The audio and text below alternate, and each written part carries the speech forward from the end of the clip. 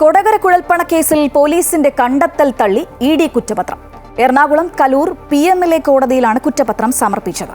കള്ളപ്പണം എത്തിച്ചത് BJPയുടെ തെരഞ്ഞെടുപ്പ് പ്രചരണത്തിനാണെന്ന പോലീസിന്റെ കണ്ടെത്തലാണ് ഇഡി തള്ളിയത്. 23 പ്രതികളുള്ള കേസിൽ ഇനി തുടരന്വേഷണ സാധ്യതയില്ല എന്നും കുറ്റപത്രത്തിൽ പറയുന്നു. കൊടകര കുഴൽപ്പണ കേസിൽ തട്ടിക്കൊണ്ടുപോയതായി കണ്ടെത്തിയ കള്ളപ്പണം സ്ഥലമിടപാട് നടത്താനായി എത്തിച്ചതെന്നാണ് ഇഡിയുടെ കുറ്റപത്രത്തിൽ പറയുന്നത്.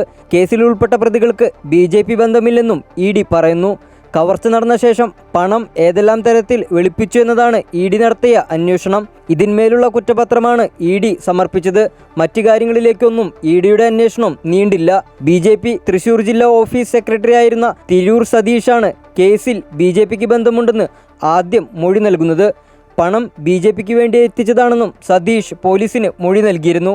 തുടർന്നാണ് സംസ്ഥാന സർക്കാർ കേസിൽ തുടരന്വേഷണം പ്രഖ്യാപിക്കുന്നത്. 2021 നിയമസഭാ തെരഞ്ഞെടുപ്പ് സമയത്ത് ഏപ്രിൽ 4 പുലർച്ചെയാണ് കൊടകരയിൽ വ്യാജാപകടമുണ്ടാക്കി 3.5 കോടി രൂപ കവർന്നത്. പോലീസിന്റെ അന്വേഷണത്തിൽ ഈ പണം BJPക്കായി എത്തിച്ചതാണെന്ന് കണ്ടെത്തിയിരുന്നു.